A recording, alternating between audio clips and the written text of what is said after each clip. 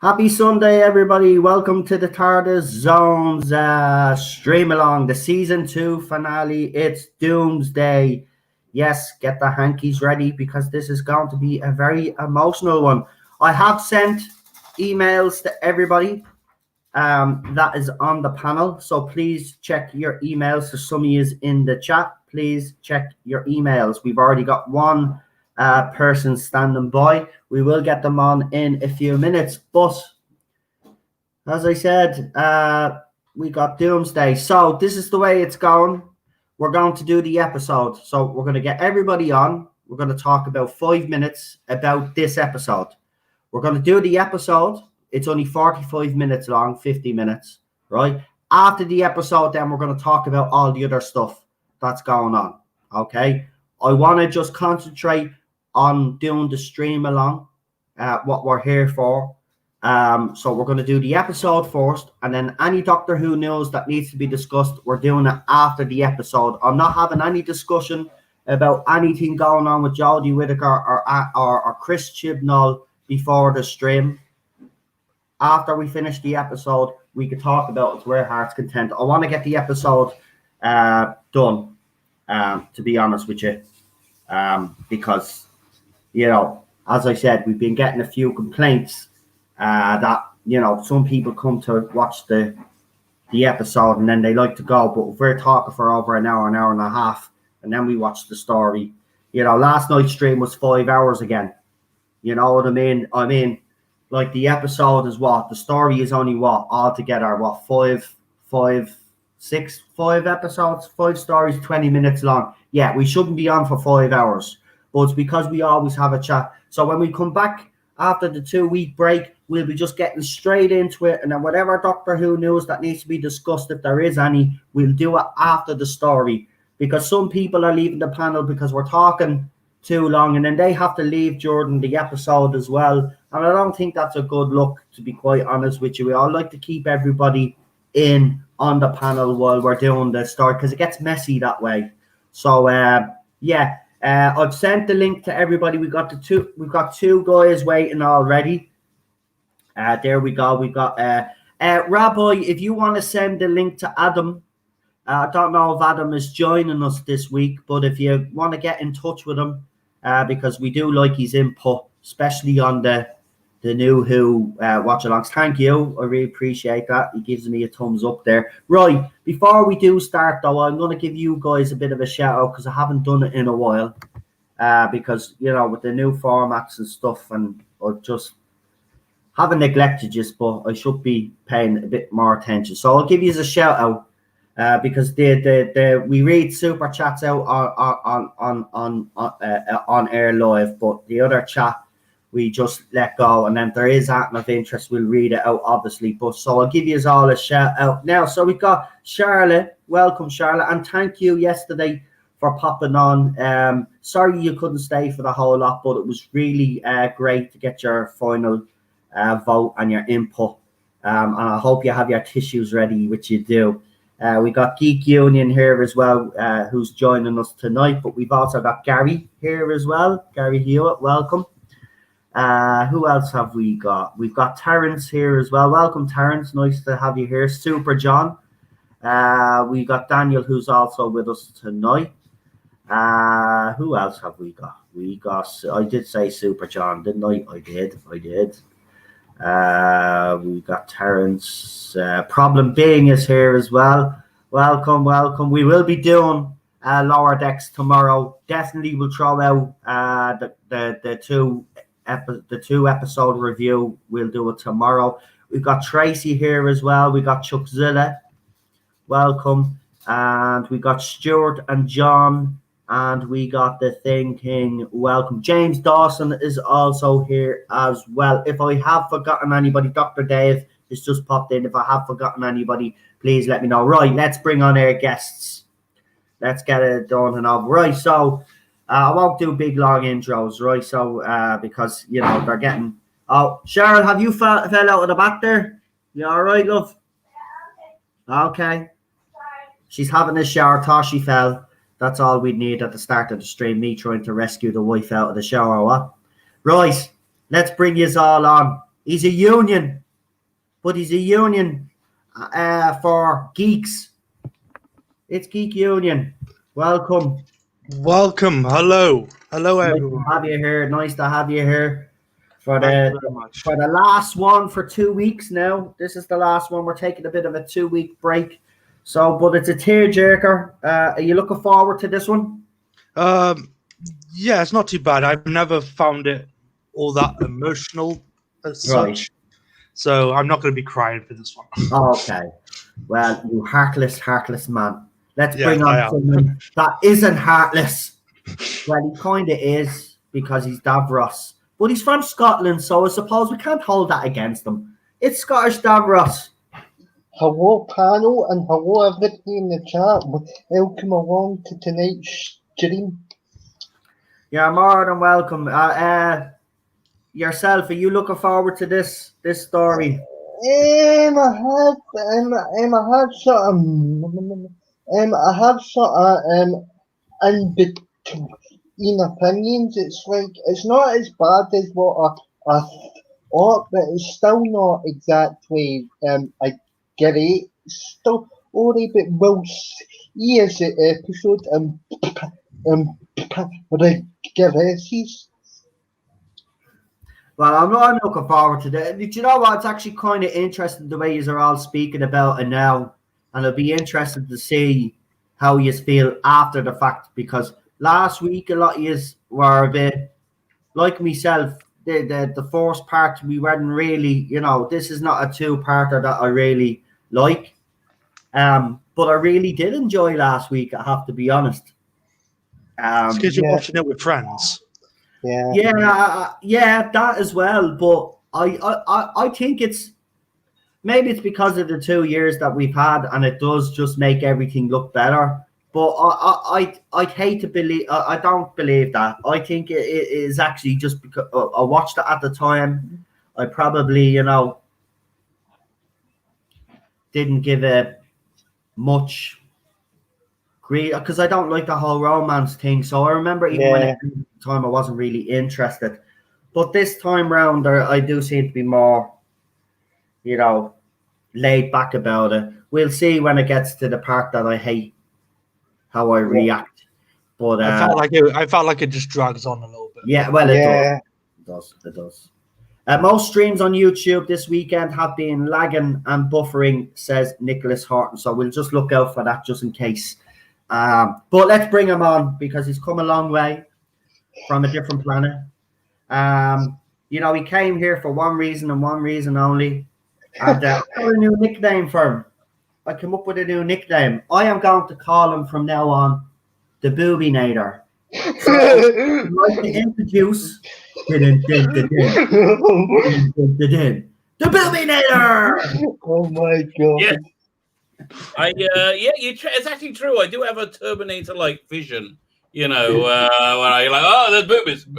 Yeah, constantly scanning, which I think is the only right and proper. No, I want to remind you, if you had forgotten, I have to go for 40 minutes in 10 minutes time at 9:20. All this week I got these special prayers at. I forgot we weren't supposed to start till 8 o'clock. Damn, my bad. No, yeah. I thought you were going to do a chat and stuff beforehand, and then we'll start the episode at 8. Yeah, it's fine. I don't mind.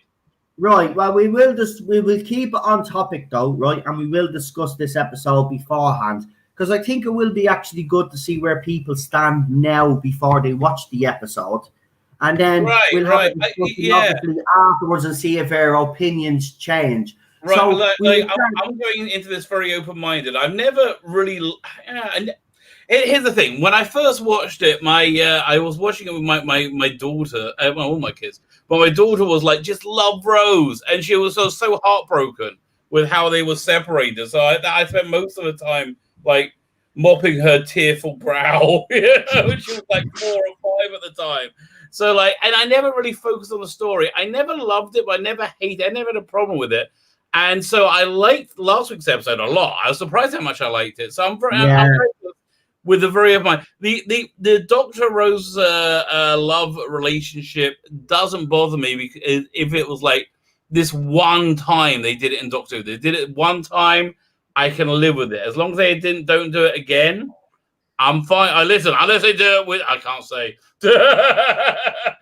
that breaks the rules of the stream. But unless they do it in a more contemporary form, which I want to see for totally the other reasons, because I think it's going to be awful.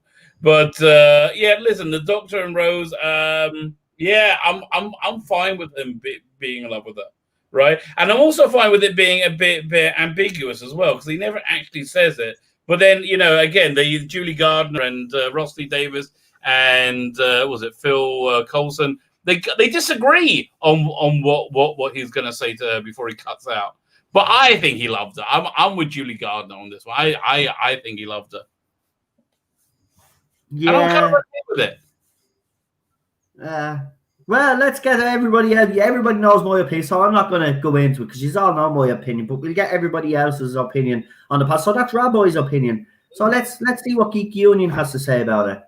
Geek Union, in favor of a relationship with the Doctor and Rose. Are you okay that they did it this one time, as Rabbi has pointed out?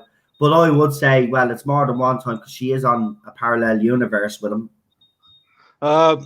At first, I didn't mind it, but obviously going back to the classic and all that, I still don't mind it because it is the first time that they've ever done this sort of thing. So I'm okay with it as long as they don't keep bringing it up, let's say. But they kind of do anyways. So yeah, I'm okay with it. But yeah, Daniel. Well, I'm going to say out straight, I hate the whole romance aspect. I've never been a fan of romance and like sci-fi shows or any fantasy show because it takes away from the genre aspect, and particularly with the Doctor's character as well. I think it kind of takes away something from the character, so I'm not really a fan of the whole romance thing. I think it's a bit pointless if you ask me.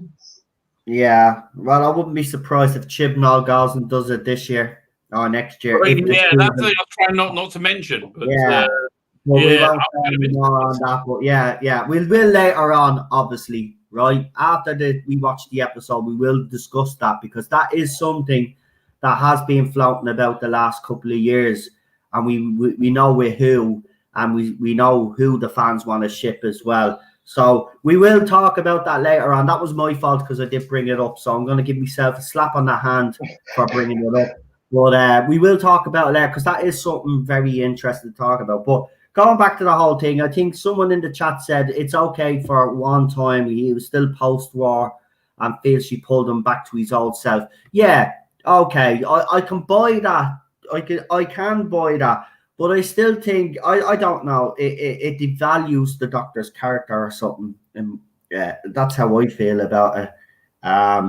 It's a distraction that the Doctor doesn't need. And also, let's be honest, when you're in love with someone, right, you're not thinking straight. And when you need to make those really hard decisions like the Doctor does, if he's all lovey-dovey that and person that he loves is in danger, well, he's going to get quite emotional about it, isn't it? And then when you get emotional like that, you can make mistakes. So I think it leaves him open. It leaves him too vulnerable, and he's vulnerable enough as it is. You don't need the Doctor to be extra vulnerable. He's vulnerable enough. You know what I mean? And that just opens up so many different... No. I've never agreed with it. I still don't.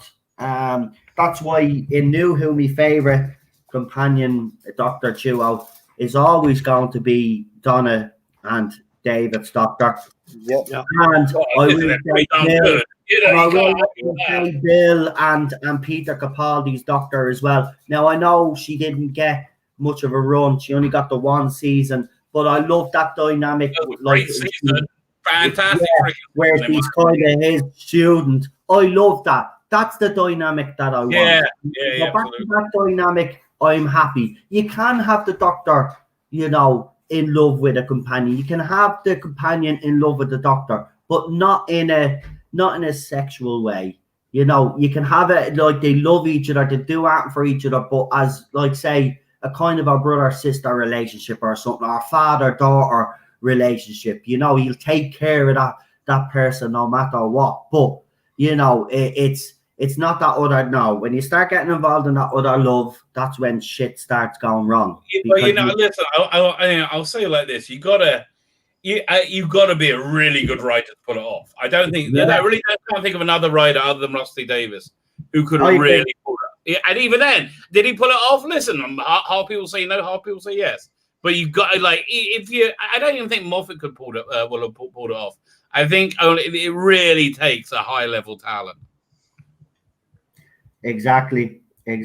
I agree. And Russell would be look, Russell would be the man to do it. Moffat can't do that. Moffat is not good at doing that. But Russell, I definitely agree with you. I mean, you even look at his shows after Doctor Who. Russell has a great knack at understanding people.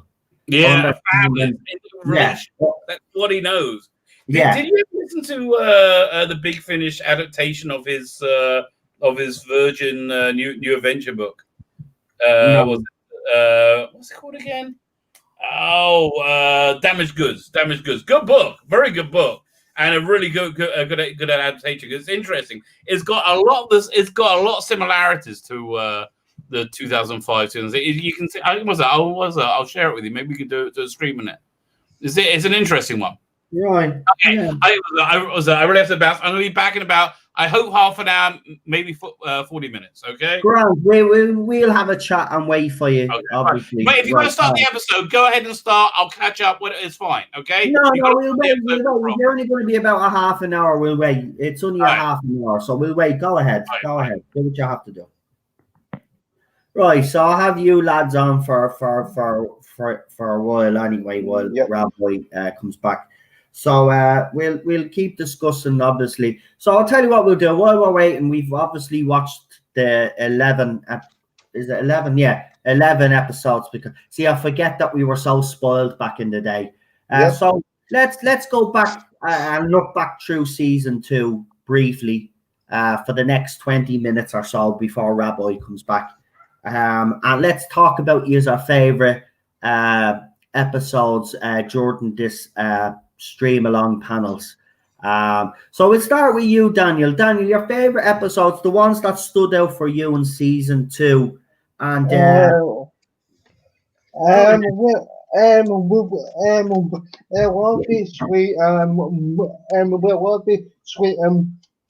listen, because that is an absolutely fantastic story of August and Joe.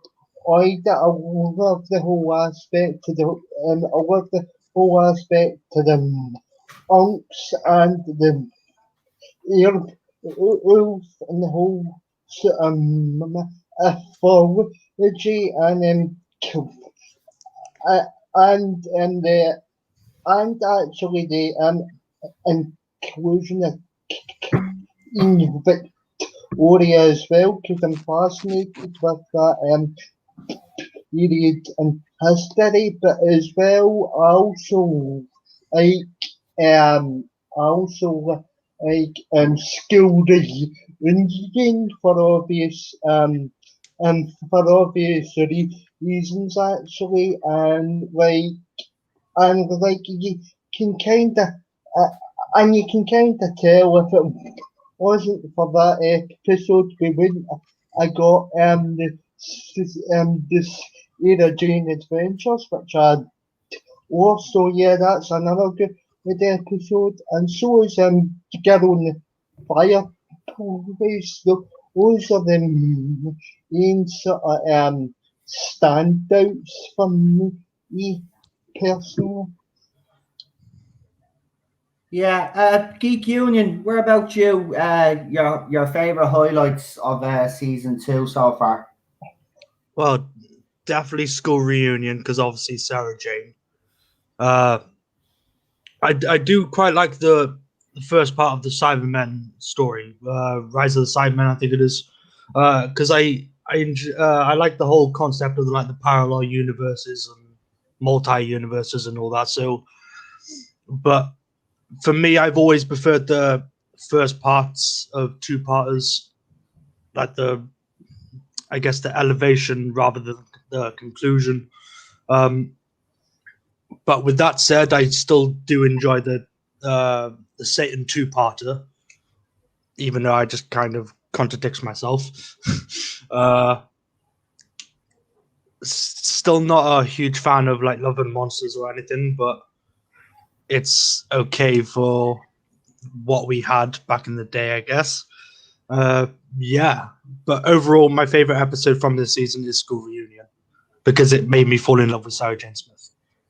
Yeah, I have to say, season 2, tooth and claw for me. Obviously, love that story. School Reunion, another one. Actually, I think we're all going to pick the same stories, to be quite honest with you, because they were the standouts. But School Reunion, love. Girl in the Fireplace. Obviously, I love that story. Yeah, I mean, then after that, it kind of went a bit there, and then we got the Satan Pit, or the Impossible Planet and the Satan Pit. That's my favorite 2-part story in RTD's era, actually, believe it or not. Wow. I love the old. Love to see them back.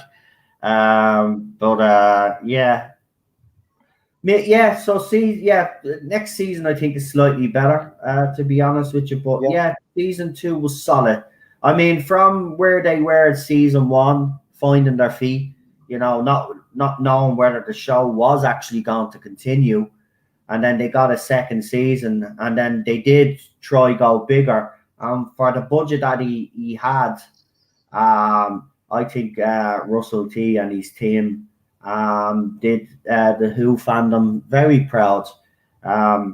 Again, later on when we talk about the other stuff, we will talk about obviously Chris Chibnall, because he has spent a shit ton of money, and if you look at his era compared to RTD's, even RTD's looks much better than is non-comparable. Yeah. So we will discuss that a little bit later on. But yeah, I have to be honest, this season finale kind of, at the time I remember, was a bit of a letdown to me. But, it'd be interesting to see how I'm going to react now, because it's been a good while now since I have watched this 2-parter. So last week, I was kind of mildly surprised that my opinion slightly changed, and I was a bit more on board with it.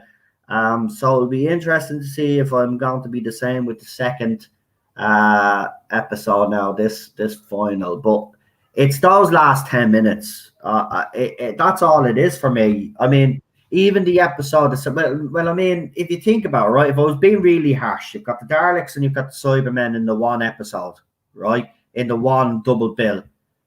But yet they hardly interact with each other, and we don't actually see them fighting with each other, except, the little clips that he shows of Daleks in the sky shooting at people and stuff like that, and Cybermen being taken out, and the Cybermen taking out a few. But that's it. We don't really see the Canary Wharf, the whole thing that happened at Canary. We didn't see it. So, I mean, I thought it was a wasted opportunity. You have two of the best villains in Doctor Who, and I'm being honest, I was underwhelmed.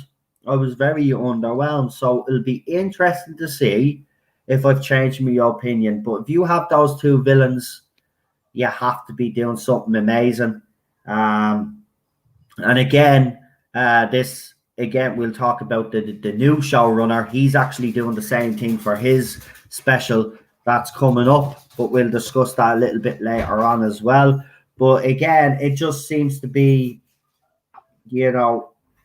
Do you know what? I'll say this, right? Russell T treated the Cybermen and Daleks with respect.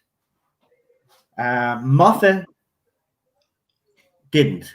Moffat turned the Daleks into a bit of a joke. And the Cybermen stories that he did with the Cybermen left a lot to be desired. I don't think those two villains, personally speaking, have been treated with the respect that they deserve since RTD's era. I don't know about you guys, but I certainly think that they have been misused these past few years. Yeah. You know, it's such a shame because, you know, these are two of the greatest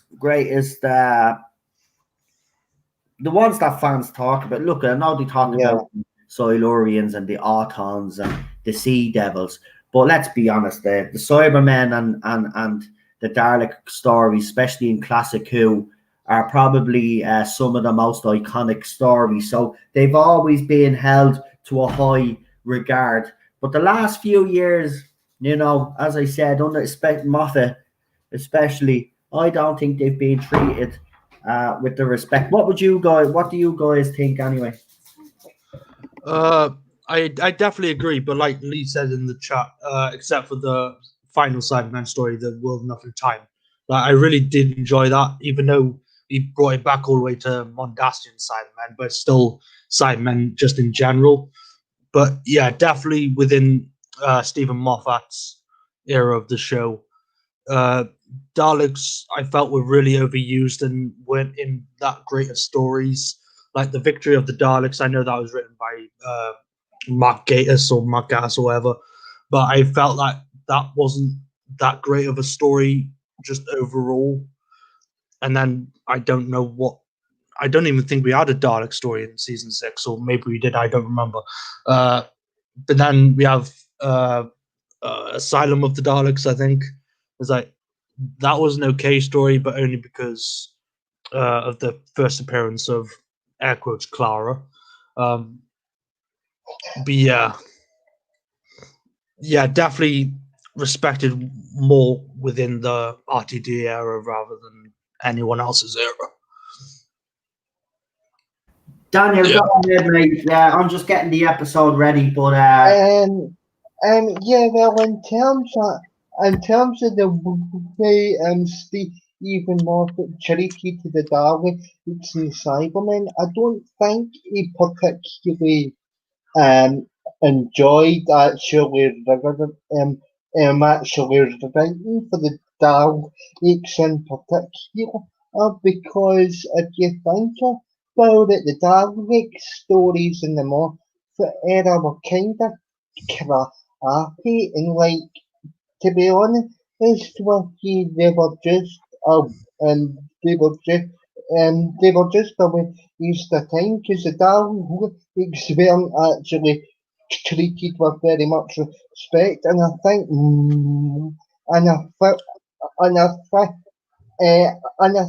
you could kind of tell in the Moffat era that Stephen didn't really enjoy writing them. In terms of the Cybermen, you could kind of make the same argument as well. However, though, the finale in series 10, the Cybermen, the Cybermen was actually alright, particularly the first,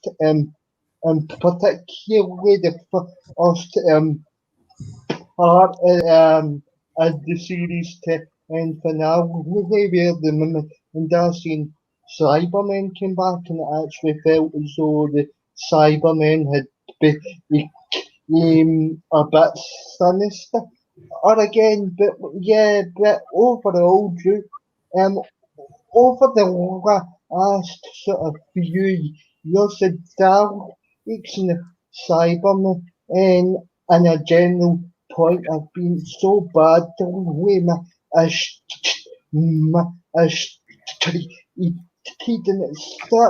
and it's such a shame, because they're an iconic and an integral part of the show.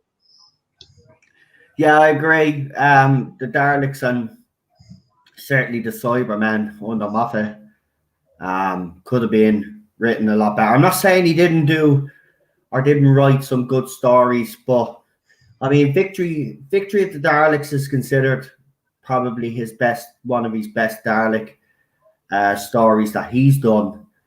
For me, good concept. It's okay, Ted. For me, good concept. But I don't like the Dalek servants. I didn't like that. I didn't, and that was the episode that we got the new paradigm of the Daleks. Them big chunky multicolored. No, I didn't like those Daleks. Yeah, horrible. And have you noticed he used them? I think he used them twice after that. But then he never explained why they disappeared. They actually disappeared after that. He got rid of them because, you know, they tried to create their own. And don't get me wrong, I get why he did, because, you know, they want to be able to create their own Daleks so they wouldn't have to pay, you know, Terry Nation's estate. But I don't know why he thought multicolored Daleks. Listen, those Daleks are not actually bad. If you take away the multicolors, right, and you have them like, say, the old style Daleks in that color, it would actually work. But because they were multicolored, even their voices were better, I thought. That real deeper Dalek voice. Yeah. I loved that. I thought it was there. And they are sinister. You seen how evil they were. Like, that was the one thing that stood out in that whole scene, where it was taking out the other three Daleks that weren't pure, and it was nothing to them, but their voice and the way they just took them out, like that's the way you want the Daleks to be. And unfortunately for me, Moffat didn't do that enough. But yeah, that paradigm is unbelievable. But let's not talk. We will talk a little bit later on about the new design, obviously, that's being floating about. Again, Moffat would be, and RTD looking at this would probably be saying, what the hell is the other fella doing? But yeah, I mean, listen, we will discuss it, but just to let you know, you can pre-order the new special. It's 25 it's $25 US, right? And as I wrote up on Twitter, I could buy 3 copies, and I'm not telling you a word of a lie. I could buy 3 or 4 copies of actually Series 11 for that money. 3 copies of 2 seasons ago for that, right? So, listen, 25 quid for a special. They're on drugs. They think we're going to spend 25. Listen, I'd spend 25 quid on a classic story, yeah? There's no way I'm spending 25 quid on a special, especially from a showrunner that doesn't respect the fans. But, again, shut up, no. Because I made a deal, so I have to stop. They originally wanted a real eyeball in the stock. That would have made them work. Do you know what? I know I've heard of all these different things that they wanted to do. That would have been interesting to see. Yeah. I mean, season 3 has 2 Dalek stories in it, as you know. It was a good concept. It was purely executed, though, because we have look. I know there was a lot of controversy about, you know, human Daleks, but if you have watched the classic series, well, then you will see that they had men, and they called them, what did they call them? Robo Daleks or whatever they called them. Cyborg Daleks or whatever. They had the head pieces on them, and they controlled them, humans or humanoids.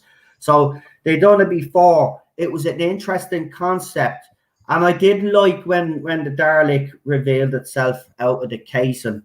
I did like it, but the actor that they just got to play, he's just annoying in that story. When we come to that story, waiting is here, I'm going to be that whole 2-parter annoys me because it's in New York. I'm sorry, but that those actresses and actors putting on that New York accent just throws me. Yeah, it's horrible. Does anyone actually like that story? Because I don't know anyone that actually likes that story. Actually, no, I don't hate it. I don't hate. I think it's actually a good concept. I really do. I just think it was purely executed, and I don't think fans, because fans know that Daleks originally had arms and legs. We know that. So I mean, it wasn't anything that was shocking or anything new. It was purely executed. It was so unfortunate because RTD at this stage was hitting the ground running, and then you kind of hit. And I have to be honest, when you get to that two-parter, you do kind of hit a bit of a stumbling block. You can't. I think it's like after those 2 episodes, it leaves a bit of a sour taste in your mouth, and then I think this is why season 3 actually. There's a number of factors why season 3 is not rated highly by some fans out there. Number one, you just replaced Billy Piper, right? So you have Frigma Angiman coming in, right? She had a job and a half on her hands to win fans over, right? So already you'd lost Billy Piper, so you'd lost some of her fans, right? You'd lost fans because she left, right? So then you bring in this new girl, and then all of a sudden she's in love with the Doctor, and then people had a problem with that as well. It was like, oh, not again, right? And they didn't like that. And Martha Jones does get stick for that. Oh, she was too clingy. And then people also don't like the way the Doctor treated Martha either. So there was a lot of contributing factors to the fact that this era doesn't rate as well with fans, some fans out there. I'm not going to say all fans, because there are some of us that actually do really enjoy this season. There are problems with it, but overall, you know, it's brilliant. We do have the whole big reveal that the Doctor is not on his own, and obviously, you know, we know what happens. But that's why there's a few factors. That's why, and then you get stories that were divisive like this as well that didn't help. And you do have Lazarus, and you do have 42 in this season as well. 42, obviously, for obvious reasons, fans don't like. But it's obviously also written by Chris Chibnall, so that's another reason to hate on it. But it's an awful story. I did like the Lazarus Experiment. I'm the same. That episode for me was the CGI, but other than that, that story is magnificent. That story is absolutely beautiful. If you actually listen to it, Gacy's performance in that, Gaseous, wherever he's called, his performance in that as well, the way he's talking about the war, where he was living when he's talking to his wife, all those scenes, they pull you in. That's what Russell T is good at, the human interaction, showing us people's lives. You know what I mean? And getting us sucked in. Like, even though he was an evil genius, we still felt sorry for him. You know, we still felt sorry for him. Look at the pitiful old man. He wants to be young again. Can't accept that he's grown old. It was brilliant. And then, of course, you know, at this stage, though, I remember at the time, I kind of had a sussed out by the Lazarus Experiment, what was actually going on. And I knew that by that stage, myself personally, I knew that the Master was going to return. So yeah, it's a good series. Does have its problems, but guys, I'll ask you as Rabbi should be with us in about 10 minutes, I say. So is there any stories in before, because obviously I'm talking about Series 3 because we're obviously doing it in 2 weeks' time, so we might as well actually just briefly, you know, talk about it before we actually do start it in 2 weeks' time. But is there, Daniel, for you, is there any standout episodes in season 3 that you'd say to people, listen, these stories are underrated and they actually you need to watch them again? Well, I would actually say, I would actually start off with an underrated one and say, give that to Hawk, because give that to Hawk's an underrated story as well. And then you get and then you get later on, I know that this is going to be a the advice of choice now, given who wrote this, but like human human nature and family are odd. Yes, the writers a bit of yes, the writers a bit of but it's still a fantastic story, and then obviously you get the Lazarus experiment, which was another which was another pretty good story as well, and then you get Utopia and the sound of the that were good, and part three kind of part part three the last Time Lords kind of drops a bit and quality when you compare it to the other parts in that finale, but overall though I enjoy series overall I enjoy series 3 bar bar 42 and bar 42 and the Darling it can be part of the rest the series 3 I actually enjoy. Yeah. I mean, I like the Shakespeare Code. I think that's a bit of an underrated gem. Matthew agrees with you as well, saying Gridlocked is an underrated gem. I would have to agree with that as well. I actually think that's a beautiful story. Yeah. And there's a lovely, wonderful moment in that story where Martha basically wants to know this is the episode where actually Gridlocked is the episode where the doctor realizes that he's been treating Martha wrong. And all she's ever wanted to know. See, he even says it himself. It was good to lie to you that my planet was still there, that my people were still there. It was easier for him. And you could see that. And David Tennant, this is where I love David Tennant, because when I think he tones down all the funniness and the quirkiness and just does these serious parts. You could see he's literally in tears when he's talking about his home planet, and Martha is just sitting there listening to him. He puts the 2 chairs down and he tells his story, and you can see the heartbreak in his heart, and you can see hers. All she wants to do is, but she finally understands it, and then you're kind of like, that's why I think David Tennant's Doctor gets. He gets a bit too much stick in this season. They said the same thing with Sylvester McCoy and Ace back in the day. I don't think you kind of understand, because if you actually watch,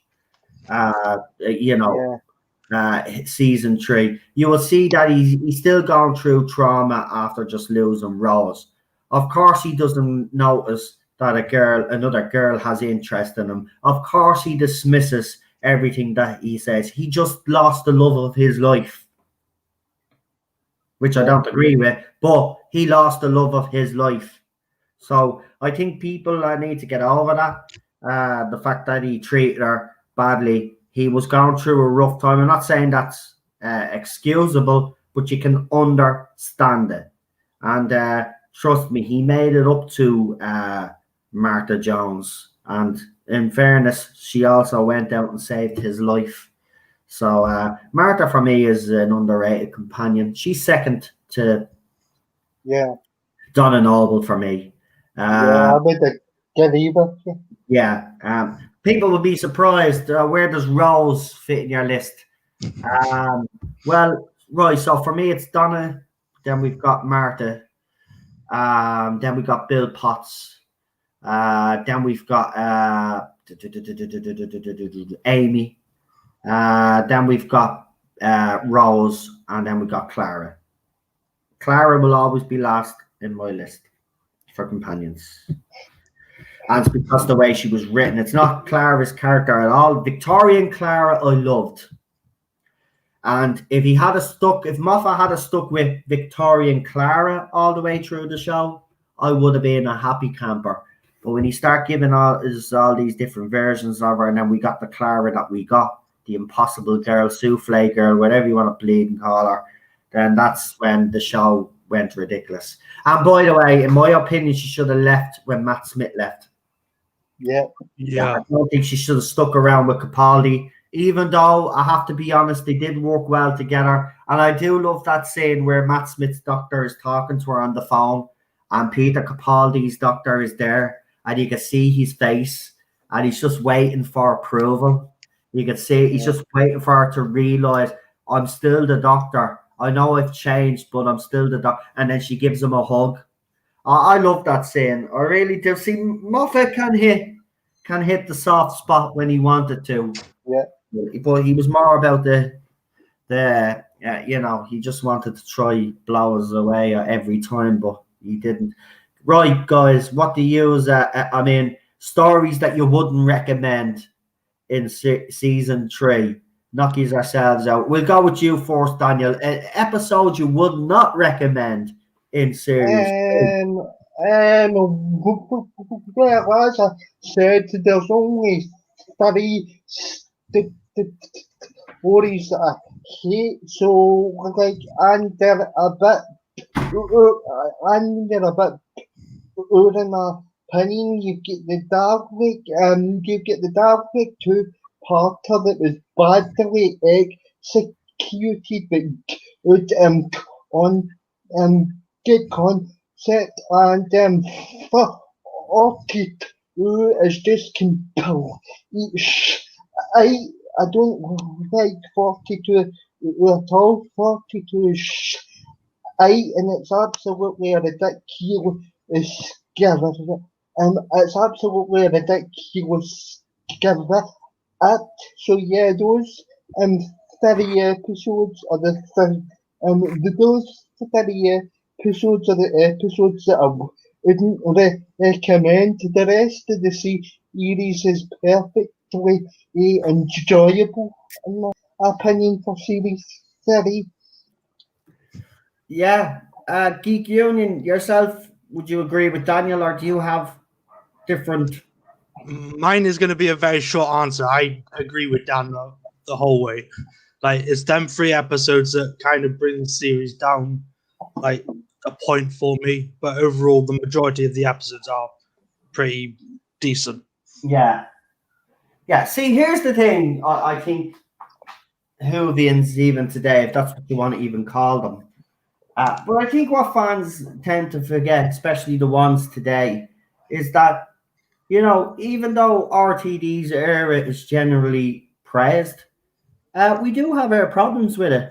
It's the same with the Stephen Moffat era, and it'll be the same with, obviously, whose era. We won't mention his name, but it's always going to be the same. The problem is you just can't seem to complain now. But 42 was such a bad script when RTD apparently received it from Chibnall that he had to rewrite the script. Now, Chibnall gets the credit for the script, but it's actually an RTD script. Well, when I say it's an RTD script, what I say is he went in, he basically looked at what was put in front of him, and then he tried to make it better. But this signifies, and we will get, and this will be the interesting thing, because obviously season 3 we're gonna have a Chibnall story, and we're gonna have to talk about it, which is 42. And I have to be honest, I don't like it. I've never liked that episode anyway, because for the simple fact is that episode is actually the perfect example of why he was wrong for Doctor Who. We'll get into that when we do get to that episode. Yeah. We've got a couple of trolls in the chat there. If you could sort them out, please. Hello, trolls. I know who they're talking about, but they're only here to start winding people up. So if you could remove them, please. They're talking about another YouTuber. We don't talk about other YouTubers in the chat. on this, because what happens is if I have anybody to call out, I call them out, but we don't talk about other YouTubers in the chat, because then those YouTubers will come on and say, well, you're allowing people to talk about me in your chat, so you're actually promoting bullying or agreeing with bullying. So if you could do me a favor and actually take out that troll, please. Thank you. I'll do it myself. Hold on. I think the only thing for me that I actually like about 42 isn't actually the episode itself. It's the music. Yeah. And that's only because of Murray Gold. Well, it's Murray Gold, isn't it? I mean, you're never going to go wrong with a Murray Gold soundtrack. Yeah, the thing I liked about for 42 was how hot Arthur Jones looked. The rest of the episode was shite, but Arthur looked hot in that episode. No pun intended. Right, hold on. You might hear the stream come through for a second. Just give me 1 second. Arthur looked hot in that episode. I actually agree with you, Daniel, by the way. Oh, why is it? Oh, no, it's still going. Right, yeah. Right, let's see. Where is he? It's good how the playback actually came up with Dan's comment about Martha being hot. Yeah. I think he's been removed. Has he been removed? I believe so. Yeah. Good. I'm not having any people in here mention any other YouTubers, okay? So if you do see anybody mention any other YouTubers about, oh, he's saying this or they're saying that or whatever, well, Lee is on it. Lee, you know what to do anyway, don't you? You know exactly what kind of comments to take down. I'm not having that. We're here for a live stream about Doctor Who that we love. I don't want to see any idiots in here trying to ruin it for us all. And we've got him back. So he popped off. He did, because he had to fly back to his planet because he had something he forgot. And he's decided to come back. But his ship goes faster than light speed because he's actually back on time, believe it or not. Rabbi, I have to say, man, you're a good timekeeper. When you say you're going to be back, you're back. So I'd like to introduce him again. He's the one and the only, the rabbi from another planet. Well, listen, when you leave this planet, you always want to come back. You know why you want to come back to this planet very quickly? Yeah, when you leave it. Because this planet has one thing that nobody else, no other planet has. That's the Coffee. Coffee, that too. Do the ladies on your planet not have boobies, Rabbi? That is why I'm here. Yes. So, I still have to check that out. Cheryl is in the chat and she's telling me that she's still banned, so she's using the other account that she uses for Ted. I've checked. I don't know why your comments are not coming through, love. I have to check that again, but you're not banned. Or maybe YouTube knows not to have you in the same stream as me because they know that you'll tell me off or something. So thank you, YouTube. Right, we might as well get ready because I think everybody's waited long enough. So get you our episodes ready. I have it ready. It starts straight away, by the way. So it starts right on the beach. So I'm watching it on my DVD, even though Rabbi, I think, sent me the link. Fair play to Rabbi. But when it comes, anybody needs it, let me know. I'll send it to them. Well, here's the thing. When it comes to New Who, you don't have to send me a link whatsoever, right? It's just for the classic Who because there's certain episodes that I don't have, stories that I don't have. But I have all the box sets of New Who. I was actually sent them by someone who's actually in the chat, one of my moderators, actually. I want to give him a shout out because he hasn't been here in a while. And you'll know when I call him out, Chuckzilla, who was here a while ago, who won one of your competitions. He actually sent me them all. He's the one that gave me Father Ted as well. So, like I had a couple of seasons myself, but he's at the basically completing me box set for me. The whole new Who. So I have every single one of them. So thank you, Chuck, by the way. I know I did say thanks, but I'll say it again on air. Right, so I'm ready to go. Is everybody ready to go? Rabbi's going to do the countdown, and we're going to get straight into it because Rabbi do the competition, and then we will talk about it because I know everybody's itching to talk about what's happening because there's a few people in the chat as well that have been trying to talk about stuff, but we will, don't worry, we will talk because there is some stuff to talk about because it's getting ridiculous in this fandom as well. We will talk about the Radio Times poll briefly. By the way, I just want to actually add because someone out there says, oh, look, because they retweeted one of my tweets. Oh, look at the not my doctors are not happy because the poll is not going the way they want. Actually, what I did was this. I highlighted you our pathetic stupidity.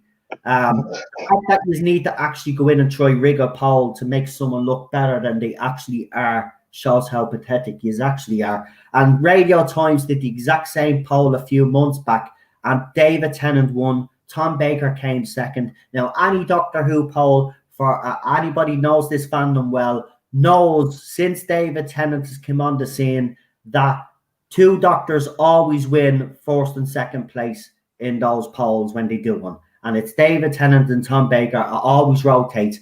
Jodie Whittaker always finishes either 10th or 8th, right? That's her spot, even though I don't agree with that. I think she should finish last, but I do accept that there are some fans out there that do like it. But she normally comes in about 8th. The fact that she's beaten Tom Baker in this Radio Times poll just goes to show how pathetic they are. And I've actually figured out how they're doing it. And, you know, it's actually smart in a way, but at the same time, it just goes to show, right, apparently actually, I'll just tell you in the live chat, and then I'll let the rest of you know on Facebook in private chats. But if you want to vote multiple times like what they're doing, there's a way of doing it without using sock accounts. They are using sock accounts. That's why they're boosting up Whittaker's numbers. But the only reason why I'm highlighting it is not because Jodie Whittaker is over Tom Baker in a poll, if that's what you think. We're highlighting your stupidity because you're so desperate to validate this woman that you will rig a poll that they've done for years, by the way. And as I said, David Tennant and Tom Baker always win. But you will try rig a poll to make sure that Tom Baker doesn't finish in second, that Jodie Whittaker finishes ahead of him, right? Well, she's third now.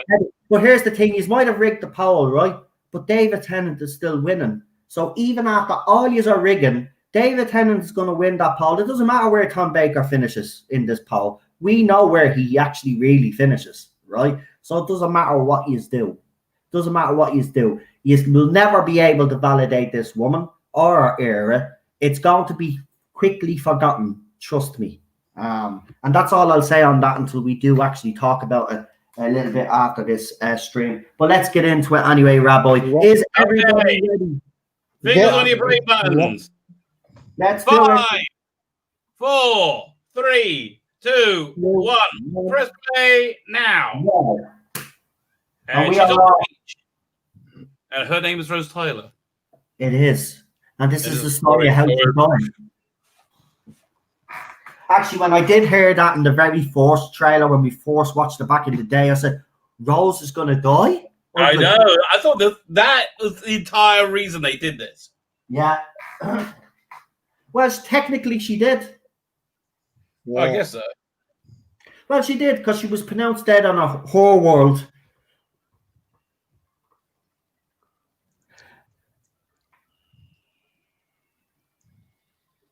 That's a clever way of doing the recap as like a part of the story. Yeah. I love these titles. Yeah, same here. So controversial, but the best new Who titles, in my opinion. How's that controversial? Yeah. I have to be, well, it is because some people don't like the whole Doctor Who thing here, the way they have it. But I did. I have to say, I think season four's where they kind of jazz up the intro is much better. Oh. Of course I can't. Yeah, this title sequence is good.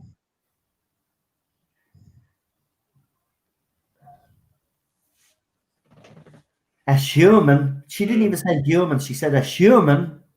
A human.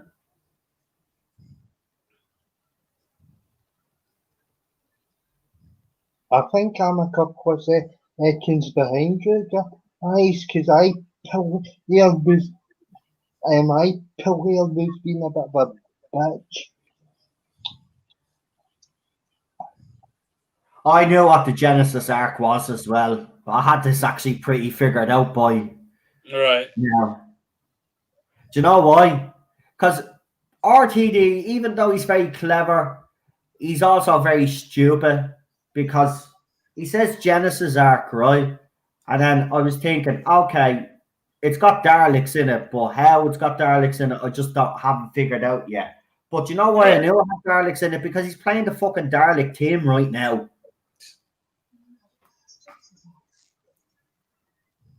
No, well, don't give your word. Your word's not worth much.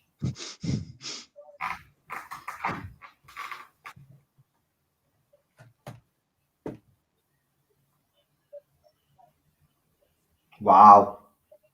Yeah, I just a little bit sad the Cybermen went down so quickly against the Daleks. Yeah, I was actually talking about that before you come on. We were talking about how they had these two epic villains, and it was like they didn't really battle each other properly. You know, we get little clips here and there, but nothing major. And I do agree with you. I think it was, you know, you get two major villains. This is why I've always not really liked this. I thought it was a bit lackluster. I know, but I do like the Cybermen inside the houses. That's just really cool. Yeah. Was it? What's the name? Graham Harper talked on the making of about like what a nightmare this bridge scene was to film.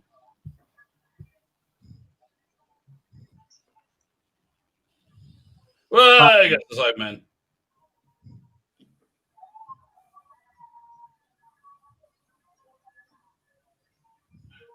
I love this. Yeah, the bridge scene's epic. Yeah, of course we're gonna fight. And remember that, aliens. You come down here, we're gonna fight. It is defended. I love the way the Black Dollar's kind of shaking as he talks. He's so angry. Yeah. This is the cult of Scarrow. So remember, we've already got Dalek Khan is here. Right. I have to tell you, Nick Briggs really nails the voices here. Yeah. Yeah. This is the fourth. Isn't this the first time in New Who? I think they used the suckers. No, they used it in Dalek. Really sucking the Yeah, and Darwin. Oh, yeah, you're right. Yeah, then that's the guy. You're right. So this is the second time. Sorry. Yeah. Oh, that's what was his name in EastEnders? Was he Saeed? No, he wasn't Saeed. Saeed, yeah. Yeah, Saeed. No, Saeed was his. Saeed, I think, was the gay brother, right? I talked about him today. He's actually wasn't bad in EastEnders. I have to be honest. He wasn't bad character. That's when EastEnders was good. I love that whole storyline with his brother being gay and marrying the woman. I thought that was a really gay storyline.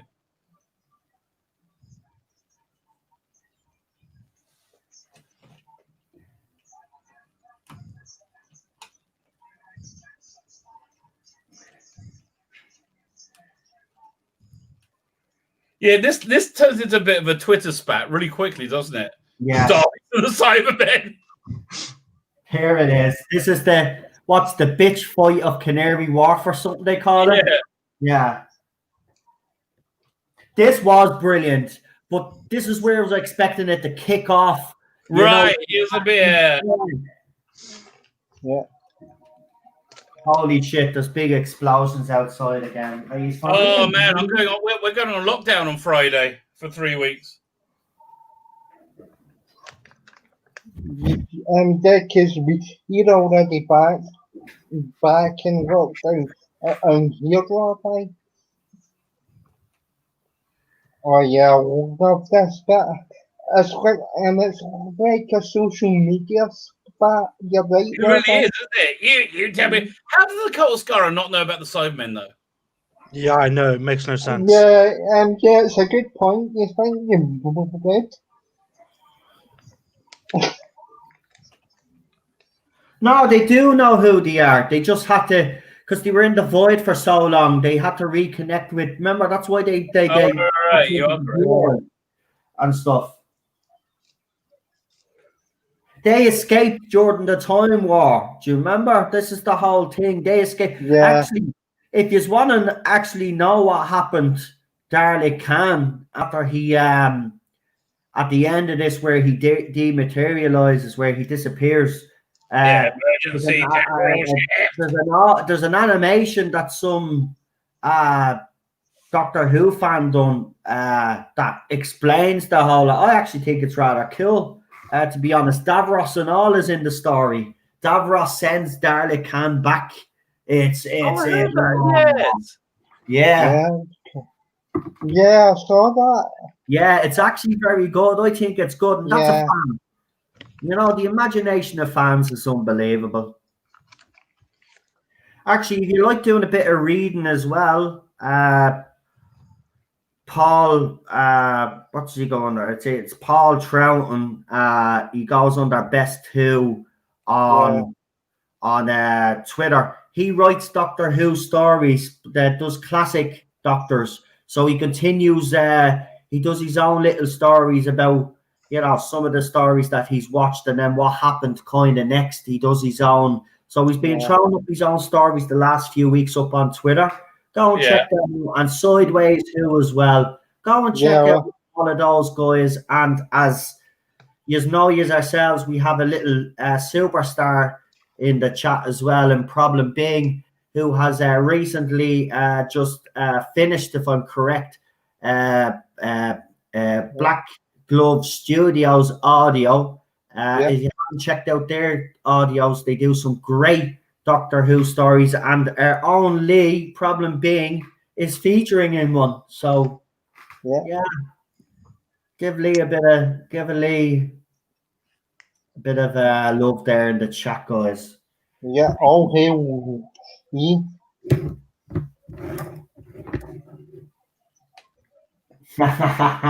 This part is brilliant. Yeah. Yeah, she's very good. I really like Yvonne Hartman. That's the best thing about the Tortured Audios. Yeah, I would have loved her because she was in EastEnders as well, as you know. Right. I would have loved to see her in this as not the leader of Torchwood, obviously, but one of the main bosses of Torchwood. I would have loved to see her in it a bit more instead of killing her off in this one. Well, Big Finish do Tortured One audios. They've been pretty good. Yeah, is that who is it? Is that a series? Is that a series? Is that a series that you would commend for Big Finish? Yeah. They've done a few sets. Yeah. Well, it's your fault. You let them in, right? Yeah. But you know what annoyed me about this episode, actually? Where the whole I did my Cyberman, and then she stops the Cyberman from coming up the stairs, and she's like, right, she's crying. Get away. Just fucking get away. Yeah. I do like the sort of brush steel look these Cybermen have. This is the scene I'm talking about. This is where David Tennant comes to life when he does scenes like this.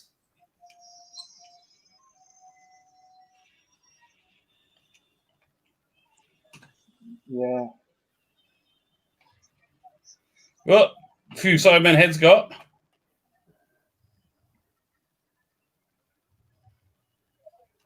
This is such a Russell T Davies season finale, isn't it? It is. Yeah. It is, and it's also got the fast pace, but there's not enough action in it between the Cybermen and the Daleks for me. I hear it. I do hear it. Yeah.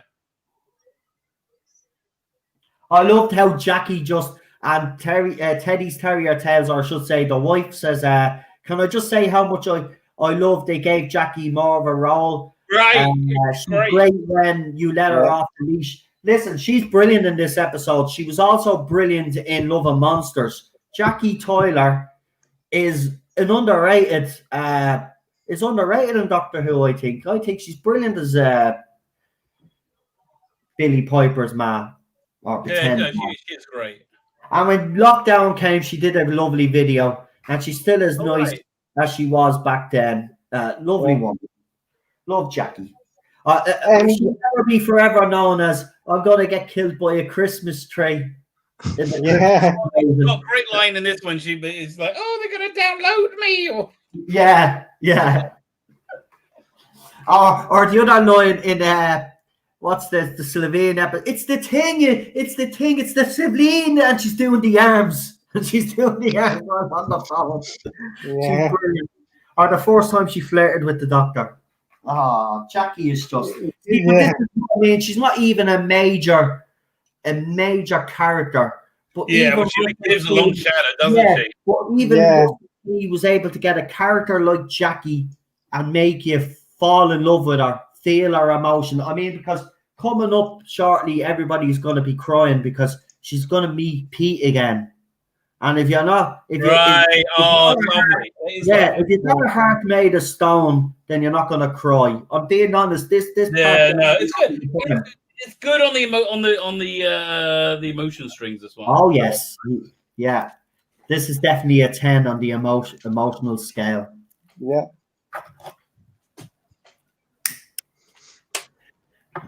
And let's give Russell T credit as well for Mickey Smith. For Mickey Smith. I mean, look at the development since we seen him in the very first episode to now.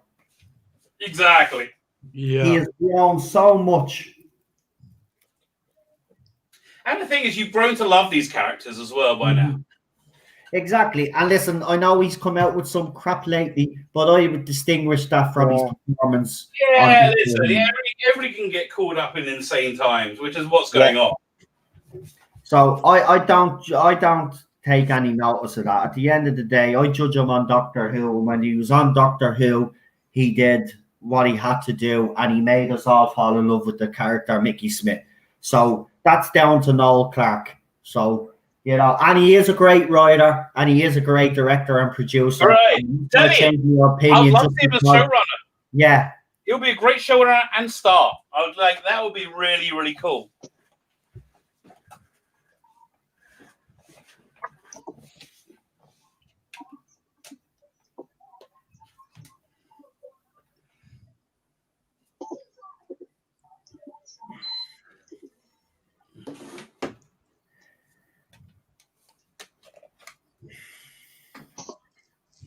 Like a bit of Pete Tyler.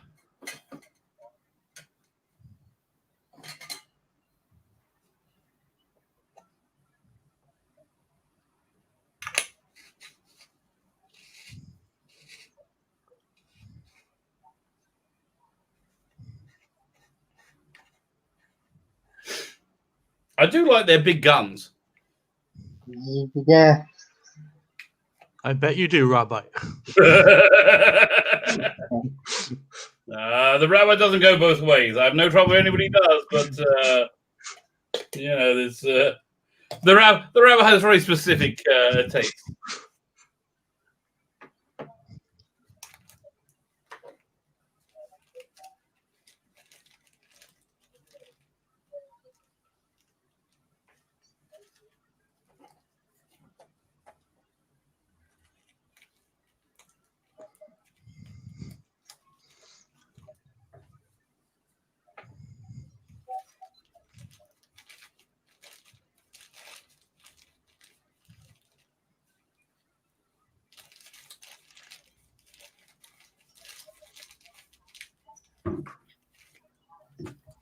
Mm-hmm.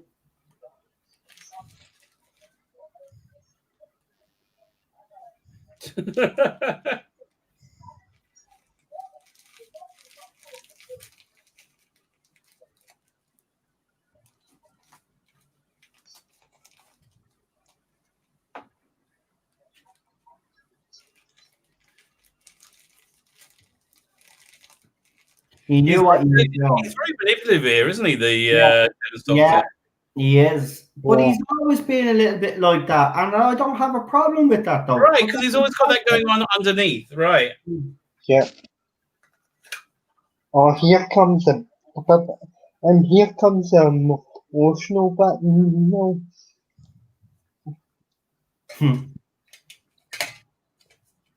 No, I love this scene. There's a fire extinguisher. Oh, this is where he's trying to take. Yeah, Jackie with the. Yeah, this is so funny.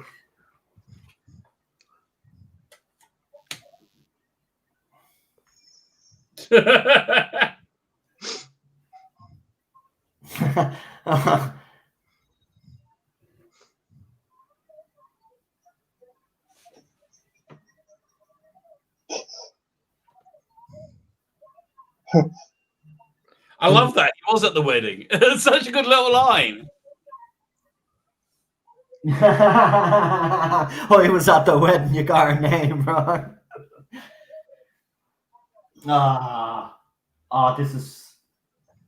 See, this. I love all of this leading up to obviously.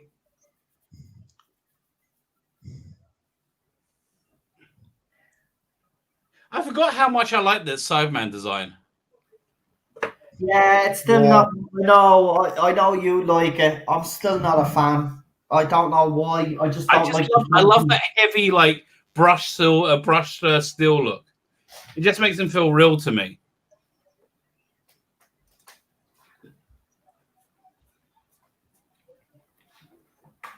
This part I do love. Wait, what? Where are you? Because I'm getting a bit ahead of you. What's the time? Emperor. Yeah. He's basically I think I have it now that he killed the Emperor. The Emperor survived.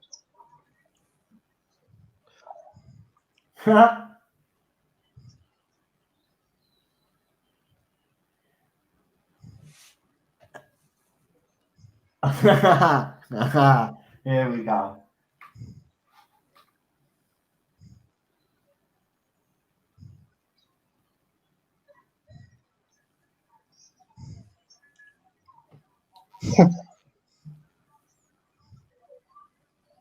I love that. How much more like? Yeah, he's more respect for him now. Yeah.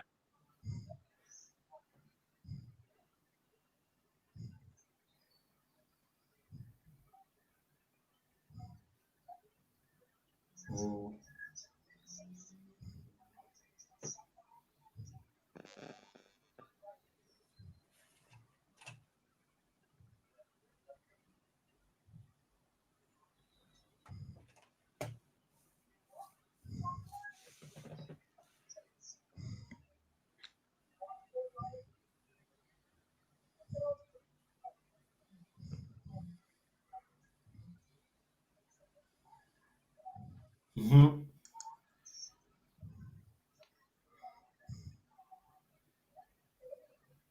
Yep.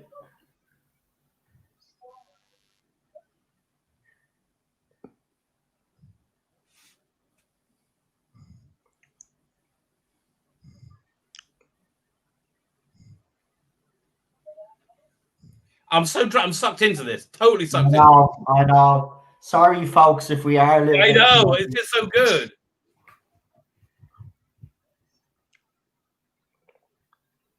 I knew what it was. It's Time Lord technology. It only has one thing, bigger on the inside. And bigger on the inside. Obviously, if you're a kid, you're still trying to figure it out. I was obviously a little bit older, so I had to figure it out, but it still didn't ruin me excitement.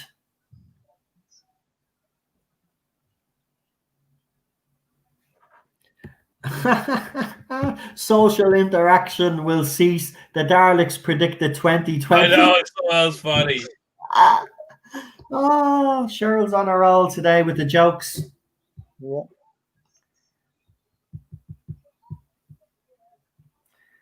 I love this part.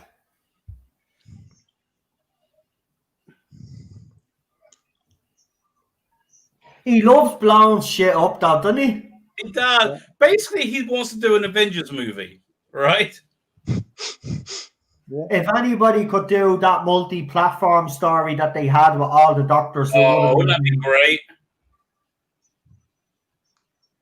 Yeah.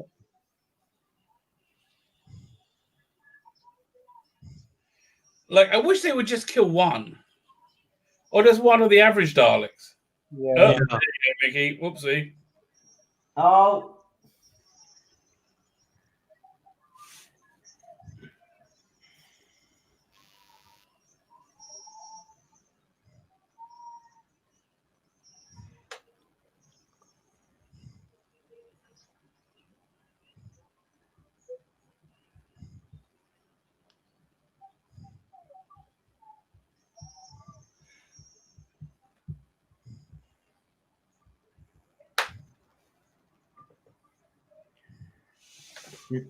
Do.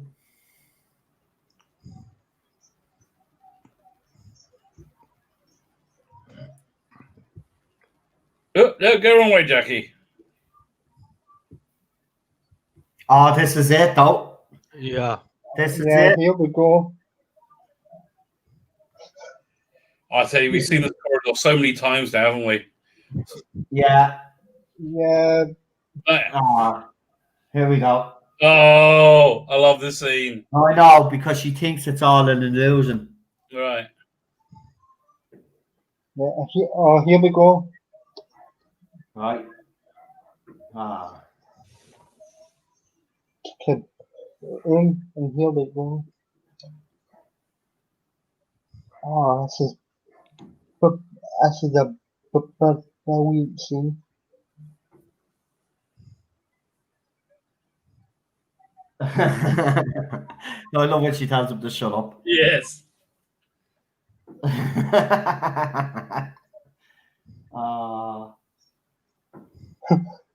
I love that line. You look old, you don't.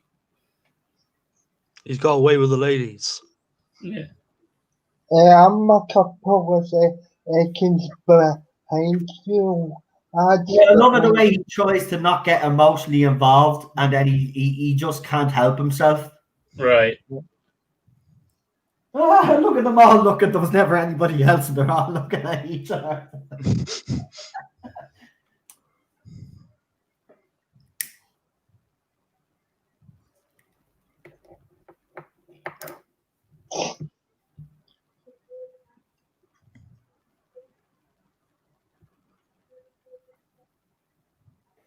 Yeah.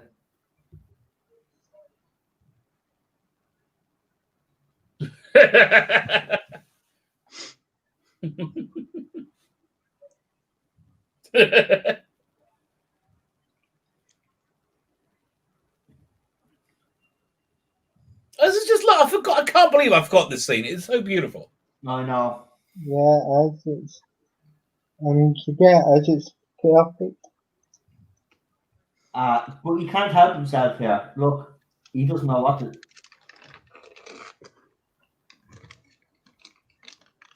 Oh, he's about to lose it. Marigold's music just perfect. Oh no. Just everything just comes together. This is just perfect. And you know what? Even though. Okay, now they should have a bit of a rock here. But here's the thing.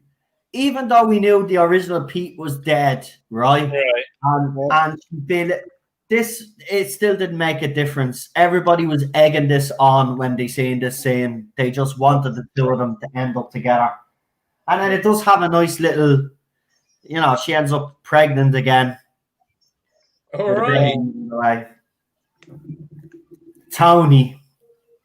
I thought it was the doctor.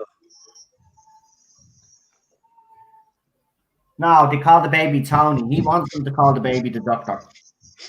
Jackie tells him, we call him the doctor, and he goes, really? No, we call him Tony, pleb or something, she calls him.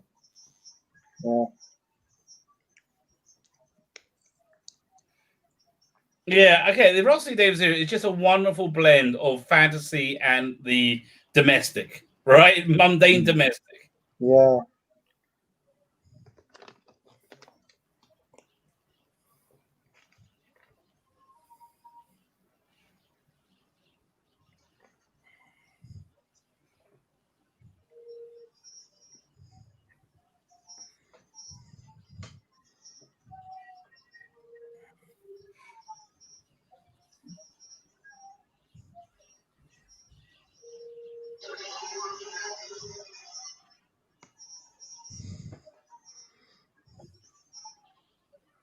bit of luck. They had a opening roof.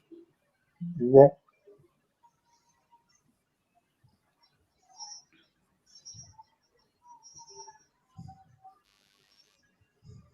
Oh, come on. No worked out. You can work out, Doctor. Yeah, I know. It's kind of weird that the Doctor doesn't know what Time Lord science actually is until he actually sees it. Well, I know they probably did have different, but come on, that's the most obvious one. How did he not figure it out? Yeah. This is great, but again, I would have loved to see when the Daleks finally come out and they start shooting. That's when this episode should have went to ground level, and we seen a bit of fighting, and the Doctor and his companion and the crowd. Now they have to try stop it, you know. Yeah, basically they make us wait till the end of season 4 for that. Yeah, exactly. You know, honestly, this is just a second year. This is a huge achievement. They're building up to like how big they can do. I think this is the biggest they could possibly do. It's a prison ship. Millions. I love that. Or the whole Dalek fleet flying over London.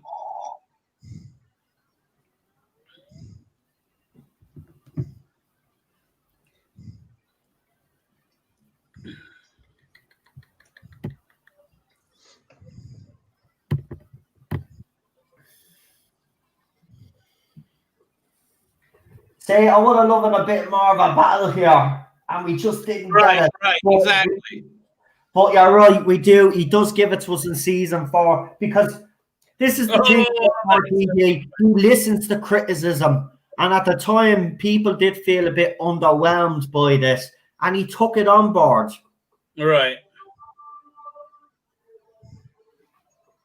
Yeah.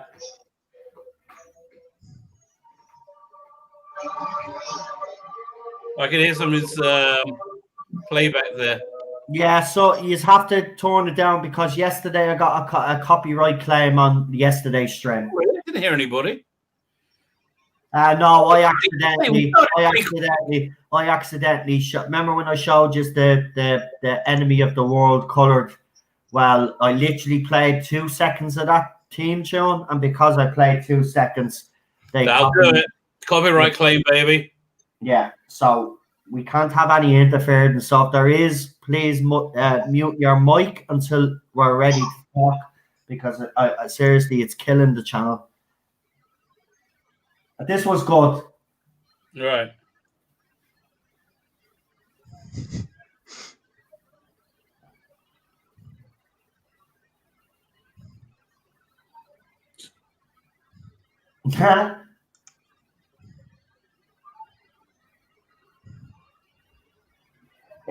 This is where Rose realizes though.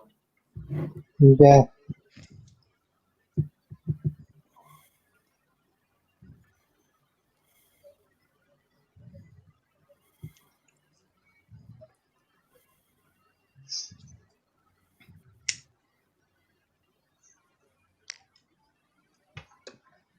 Oh.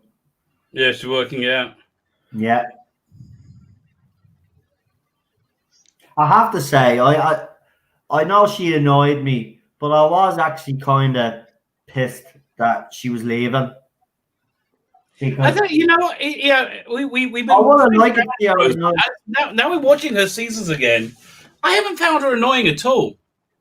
No, not this time around as I did. Maybe Yeah. it's because, now I understand that she was being a stroppy teenager.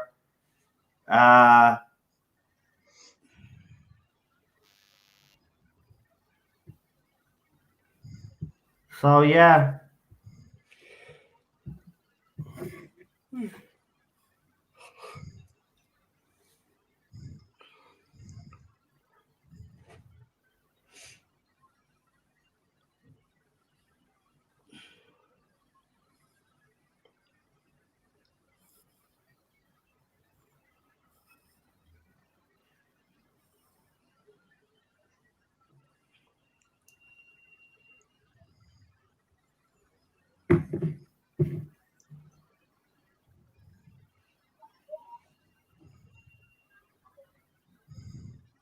Yeah, then I can kill him. So it's such good casting, isn't it? Billy Piper and whatever her name is, Jackie Tyler. Yeah, Kim Kids, well,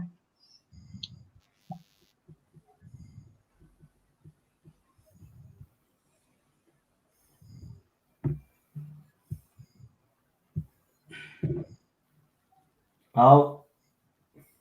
But I thought she was a bit selfish here, though. I mean, she was yeah, willing she to leave her was. mother. You know, that's the thing that's never set comfortable with me. She was willing to leave her mother after everything her mother done for her. Yeah. Well, he's right.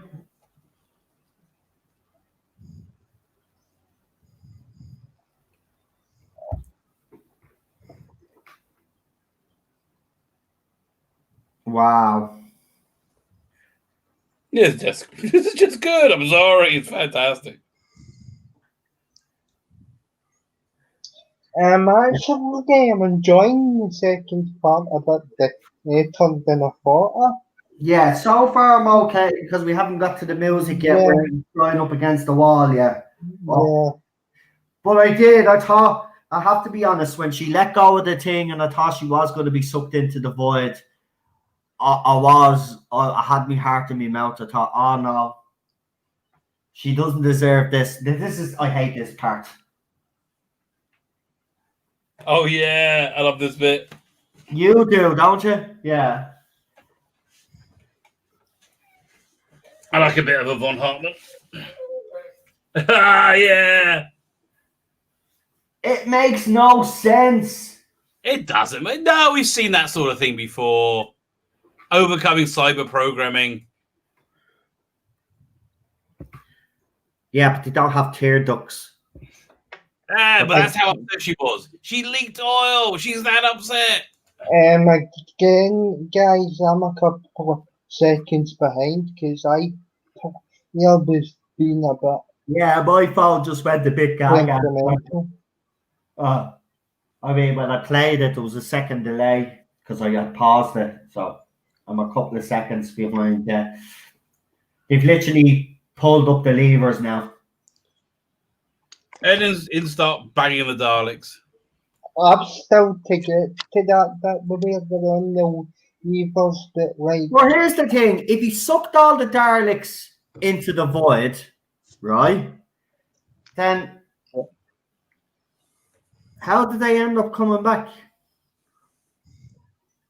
Yeah, that's a good point. I can't remember. He didn't reboot. The universe wasn't rebooted at this stage, right? So when Matt Smith did it, he brought the Daleks back. But David Tennant gets rid of the last of the Daleks in the void. Now, I know Davros comes back for season 4, but where did those Daleks come from? I can't remember. Oh, yeah, I remember. He built them from his own bleeding DNA. What am I at? See? No. That was the other ones. These were... Okay, we have to wait till we get to season 4. I just can't remember. Well, neither can I, actually. So, yeah. Yeah, Davros actually built. This is it. it. A bit slipping. This is it. Here we go. She's about. I have to be honest, his face here and Rose's face when she's falling in, and then I was so delighted Pete came right at the end to save her. Right. But his face, he's devastated here. You can see it because he thinks he's about to lose her. Well, he still does lose her, if you know what I mean. But yeah, do you think he would have went into the void himself if she had a? Do you think he would have? Maybe. Yeah, maybe. Because that was we've never actually, would he have actually let go? I think he would have done. This was actually heartbreaking. I thought she was dead. And Like, how did he ever work this out? And then she knew. She looked at him. Now, I don't mind the reaction here where she started crying, bring me back, right? I get all of that. But then the whole bedroom scene where she gets out of bed, oh, there's this thing calling me. we have to go to this beach because I need to be a selfish person and say goodbye to the doctor. What made Rose so special that he blew up a bleeding or burnt up a bleeding star to say goodbye? Get away. Yeah, it was probably a star that was on his way out anyway. Sarah Jane meant more to him. I don't know. I disagree. I think he fell in love with her. I think that, after the Time War, she brought him back, made him like into himself again. I think he truly loved her. Oh, I love it. Okay, again, you know what? I'm on board. I'm sold. I don't mind this part. It's now the rest of it. I'm not at that, but yeah, I might. What happens here? He walks away, gets into his TARDIS, has a look around his TARDIS, feels a bit melancholy, and then fecks off, and then it ends. But we get another 10 minutes of this rubbish now. I'm not at that, but yeah, I might. But she's just it's just after Pete this. See, he's walking off now. Get into the TARDIS, have a look around. You're done. You didn't need these extra bleeding 5-10 minutes. Yeah, little Rusty Day was I nice. will say the tune that's playing in the background by Murray Gold. Yeah, it's like great. One of my favorite pieces of music of his. So that, along with season 3's one, I think it's Martha's theme or something, is deadly as well. But Mickey is delighted because he thinks he's got his woman back. But you haven't. I don't think so. I think Mickey's moved on. I think Mickey's totally moved on. Yeah. Nah, because he makes a line in he says a line in series 4, brings his nanny to live in the mansion. He did think there was going to be something between them, but it didn't happen. Oh, right. Because that's why he puts his hands, because he thinks he finally has her by himself, but he doesn't, because she'll always, here's this part now, here we go. Yeah, you didn't have a dream. You died, doctor flew away, and that's the end of the episode.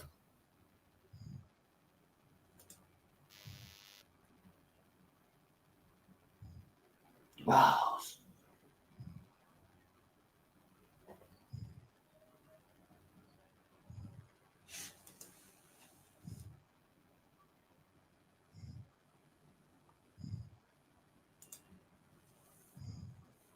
Great. Fun fact, the cast really supported Billie Piper. She gave that scene her all. She was inconsolable. Yeah, I know. They actually show it where she's on the beach, and she is. Even Tennant seems to be devastated. There's a lot of devastation, actually. Yeah, you know, and it's never been done on Doctor Who before. I just think it works this time, and you got to have an incredibly good writer to pull it off. I can't think of anybody else I would trust with it. Yeah, it's the whole. But so far, it's okay. By the way, I do like how they have Jackie in like the more expensive clothes now. Yeah, I know. Yeah, she's not in the cheap jeans anymore. Yeah. I like that she's kind of like a bit posh now. Not posh, but comfortable. All right, so here we go. Here we go to the each in the dragged out scene, the part we don't the part I don't like anyway. So we found one tiny little gap in the universe. Wow. Yeah, okay, so he's not burning up a sun, he's just in orbit around a supernova. Yeah, I never really got that, but you know what I mean? They kind of messed up here because watch his hair, right? So he's supposed to be in the TARDIS. His hair is not supposed to be moving. That's one thing I love about this scene is like it's supposed to be a hologram, but you still see his hair moving because of the wind. Yeah. But again, you can overlook little things like that. Yeah. I'm just a stickler for that sort of thing, you know. Well, if he's a hologram, his hair shouldn't be moving. Yeah.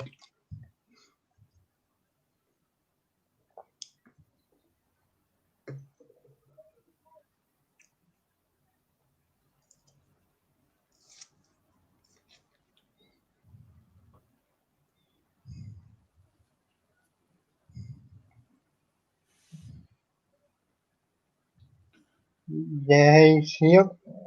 yeah, his hair kind of rounds it a bit.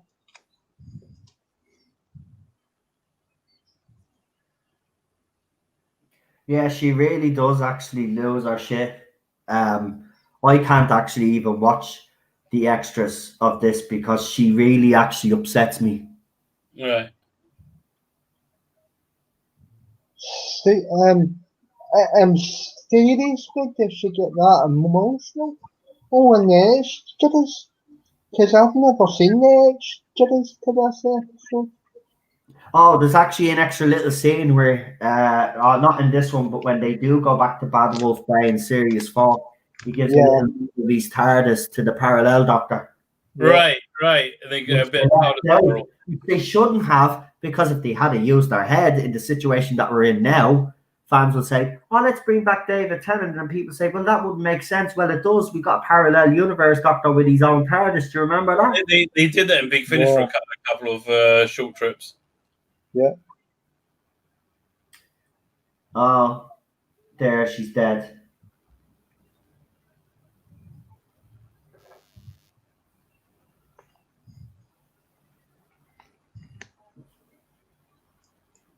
Damn, it would have been nice to see them do another season, actually. No, I still hate this scene, but you could just see they had chemistry. She had chemistry with Eccleston. She definitely had more chemistry with this fella, but you could see how much it meant to them because this is not fake emotion by Billy Piper here. I remember when she was on, was it Jonathan Ross or something, after she left, and she said the first time she saw Martha's face on Doctor Who magazine, she was so jealous she wanted to rip it up. Yeah. But she would have supported her, you know. She would have rang her. I like that, just like the honesty of it. Yeah. And if this is the last time I'm going to say it, and then I do love this line because everybody wanted him to say "I love you," and he said Rose Tyler, yeah, and I was like, yeah, that's how you roil the fans up.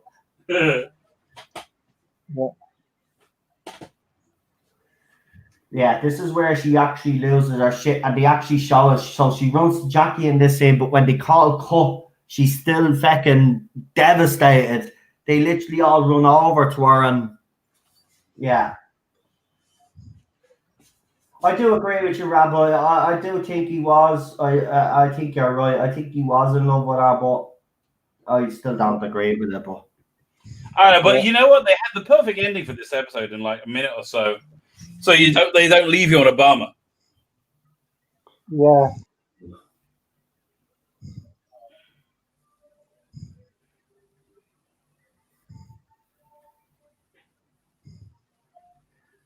But they became a family, a real life family. They're all very close still to this day. It's Right. Yeah. It's like, you know, the show made it didn't just impact us in a positive way. It impacted their lives in a positive way as well. That whole production, that whole time was just magical. It was. In front of the camera. And it makes me sad. Oh, look at it. Because I think about we're not doing that, by the way. We're going to do that Christmas because that is the next episode in order. But we're not doing the Away Bride. We're doing Smith and Jones when we come back into. And I tell you what, no, that is actually my favourite kind of Christmas special out the lot of them. No, they're anyway, but I just probably my favourite special. Yeah. I love the Runaway Bride. Yeah, yeah, but here's the thing, Rabbi. Catch and Take gets judged on that episode, right? And people don't like her because obviously she's a bit loud in that episode. But I think what people don't realise is this was the whole point. Russell T was showing you Catch and Take basically before she met the Doctor what her attitude was like. Look, when she meets him in Series 4 and becomes a full-time companion, she actually tones it down. And remember, right. It isn't. It was a Christmas episode. It was a different. Listen, no, I'm afraid I'm going to have to go in a minute. I got to get up at like before 6 tomorrow. No problem. By the way, problem being, says in the chat, trying to imagine Jackie Tyler pregnant. I thought it said trying to imagine getting Jackie Tyler pregnant. I'm like, yeah, I'm with you there, mate. But he said trying to imagine Jackie Tyler pregnant. Right, well, before you go, give us your rating real fast. This is high. I'm going to give this an 8. It was a solid, good adventure. I did the prize draw for the competition as if title was going on, and problem being, you're the lucky winner. Congratulations! Wow. Again, you won the. Well, he was one time before. One time. It doesn't matter, right? That cheat. You've won twice as well. What do you want to have? No, I haven't. I've won once. Hang on. Technically speaking, Cheryl won once, and I won once. Did you get the Matrix stuff yet? Because I mailed it. I didn't. I did get the Breaking Bad new way that it turned out. Yeah. I'm only winding you up about problem being. Congratulations. The prize for this coming week is Lord of the Rings, 2 Towers, my favorite Lord of the Rings. Now, hang on. Which version is it? This is the super extended special card. Wow. Yeah. Let me open this up for you. Show you how freaking awesome this is. Look how big this thing is. You get. Wow. And you get this book. It's got the extended version. It's got the original extended version. The hashtag is the greatest battle I think I've ever seen on film. Helm's Deep. Hashtag Helm's Deep, and you can win this beauty. We'll do the prize. I guess we'll do the prize for in 2 weeks from now. Right. Yeah. Leave this one. Yeah. Exactly. Let this one run until we come back. Right. That way, then you get more entries and stuff. So, what's the hashtag? Did you say? Helm's Deep. HELMSDEEP. Right. Get hashtagging away on his latest boy video or whatever video. He always checks all these videos anyway, so he'll get you. I reply to every comment. Is there any new Doctor Who news? You were saying there's a whole bunch of. No. I was just going to briefly because I know there's a couple of people that wanted. So obviously the Mirror. Just the Mirror report. Okay, I'm gonna say good night, everybody. Then. Good night. Good night. Well, listen, I mean, that's not really. I mean, the news that I was just going to talk about is basically the same stuff. I was just going to ask you how you all feel, but I think we all know how you all feel. I think we should just end it there, to be quite honest with you, and just let people, because we talked a half an hour beforehand, and I think everybody will do the ratings. Don't worry, I'm not forgetting that. I'm just saying, I don't. Just in case you thought we were leaving now. All I'm just saying is it's no point of bringing up the Whittaker news because I'm going to be doing some videos tomorrow myself anyway. So you'll have a few videos from me, and Lee hopefully will be joining me tomorrow for Lower Decks. We've got 2 episodes to review, so come and join us. I'm not even going to do a watch along like I've been doing with the other ones. I'm just going to do the reviews with Lee. Be better that way because I'm doing 2 Lower Decks videos and nobody seems to be really, unless I'm in Star Trek groups, which I am, and I run one myself, they're the only people watching. So what I'll do is I'll just do the 2 reviews with Lee. We'll get them out. We haven't forgotten. So don't worry about that. Right. Let's get into the ratings for this episode and a brief rundown from each. Is a brief little review of what you thought. What I'll do is I'll remove us from the stream like we did yesterday because I think that way is actually even better, but this time I won't mess it up. So we'll start with you first, Daniel, if you want to give your rating and then just a brief review, just brief comments on how you felt about the episode and stuff like that. Do us a favor, guys, in the chat while Daniel is talking, get the ratings up, and I'll pop them up on the screen as Daniel's talking. So I'm going to remove myself. And do you want me to shout out my channel as well? No, so that I've done that as well. Oh, yeah, you might as well. You might as well get the whole lot done, so then we can end the stream. Then I'll give my rating then last, and then we'll leave it at that. And listen, thank you guys for all the support in the chat. Really appreciate it. Rabbi, thanks for coming on. Really appreciate it. And listen, talk to you in 2. Well, obviously I'll talk to you before we do the stream because we always talk. But you know what I mean. I'll see you back here on this channel in 2 weeks' time. But yeah, we'll start with Daniel. I'm going to remove me and Geek Union, and while I'm doing that, I will throw up everybody's ratings on the screen. So just wait till I remove the 2 of us, Daniel, there, and you can. Okay, so my rating for tonight's episode is actually better than I thought. Or it was going to be. I'm going to rate this a 7.5 out of a 7.5 out of 10. Give it character development again with the parallel version of and Jackie, because it was when the ice that Jackie got her happy ending with the parallel. In terms of why it's not an overall 8 though is because I do have a couple on that pixel as well. I mean, like, I don't really like the idea of the Cybermen becoming the Daleks, but geez, they should have killed a couple of Daleks. The battle was a bit the battle was a bit lopsided, but as well, David Tennant has some quite good moments as a doctor when it is like it is coming into confrontation with the Dalek. He says and he says locked inside a cold metal cage. No wonder you scream, and it's the way he delivers it that makes it a pretty good doctor moment. So yeah, an enjoyable story overall. What kind of drags it down though as a Dalek Cybermen battle being lopsided, and of course the scene at the end on the beach is dragged out a wee bit too long for my case, but I enjoyed it 7.5 in terms of what's coming up on the channel next month.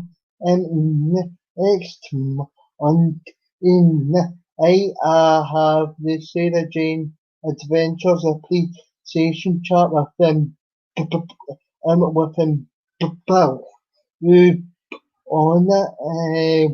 We're going to be talking all things Sarah Jane Adventures because it'll be interesting because she's just recently finished that series, and I've seen that series over 1,000 times over the years. I saw it when it was initially broadcast, but even or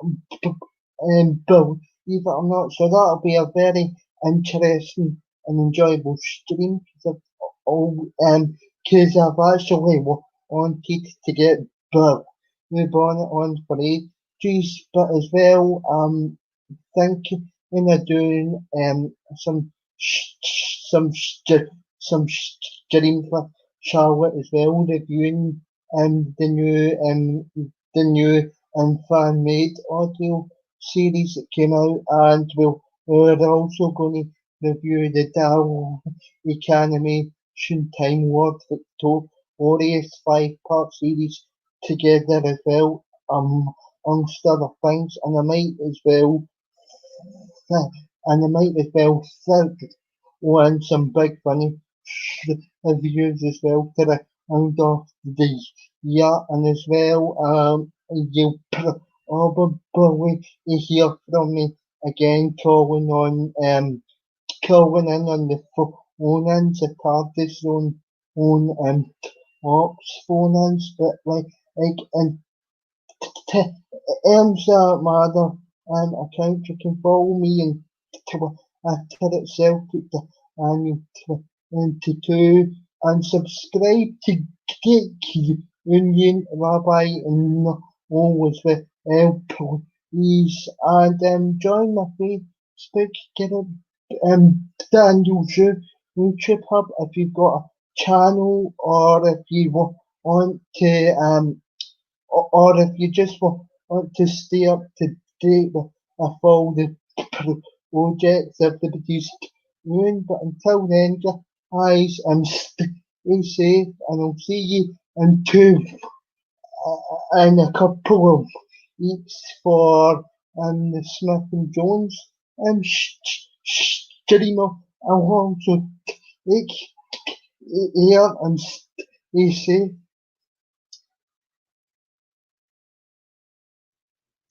Hello. So my rating for tonight's episode is either 8 or 8.5. I haven't quite decided made my mind up yet. Yes, it's still a very enjoyable episode, but like us lot on the panel have already said, that the ending drags out. We either don't like the ending or it drags out. But overall, still an enjoyable episode. I guess the only thing, mainly I don't like about the episode is the whole how superior the Daleks are to the Cybermen with their fights and everything. But yeah, it has been a while since I've seen this episode, so yeah, go and check out the Blue Bonnet and Daniel stream on the 21st. And I guess to shout out my channel, me and Charlotte did a Harry Potter stream on the 9th, a few days ago, so go and check that out if you're a Harry Potter fan. On the 17th, I have a Breaking Bad stream, because I've now finished it, and it's just basically a stream just giving my overall thoughts and talking everything Heisenberg and Pinkman. And on the 24th, I have a watch-along stream with Blue Bonnet Hoovian, where we're going to be, I guess, watching the first ever episode of Supernatural together. So yeah, come and join us for that. And yeah, I'll see you guys in the Smith and Jones watch-along. That's pretty much it.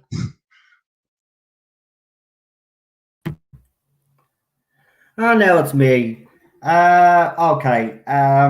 Obviously, you know what I don't like about this episode, so I won't get into that. But yeah, I would have liked to see a bit more Dalek Cybermen fighting, but we didn't get that. But other than that, all of those things that I have a problem with. Looking back, I can give this 7.58 out of 10. It was, yeah, I enjoyed it a lot more than I did back in the day, let's just say. So I'll give it a 7.58 out of 10. And yeah, I don't think there's nothing else to add really, because I've kind of said everything that needs to be said about it.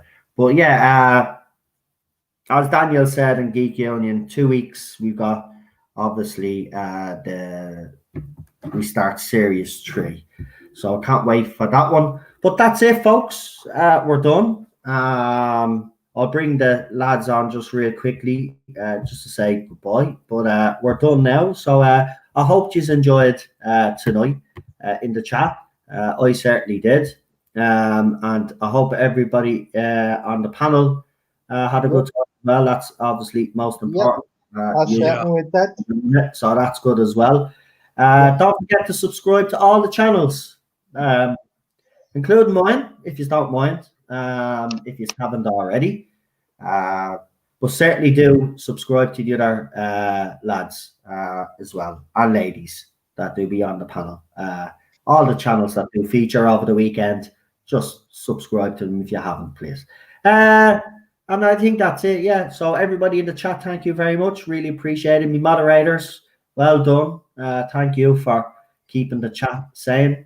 And I'm going to go now because, I always take about 20 minutes to say goodbye. And for once, I'm actually going to go when I say I'm going to go. So good night, everybody. Enjoy your week. Good night, people. We will have plenty of stuff to talk about, so don't be worrying. I will see you all during the week. Yous all take care. See you later. Daniel, Geek Union, good night, and I'll see you all soon.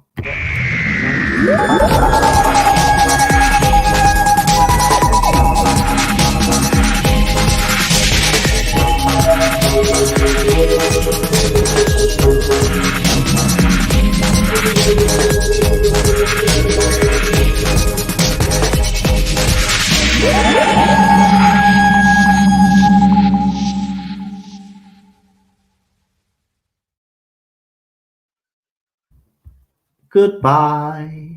So long. Farewell.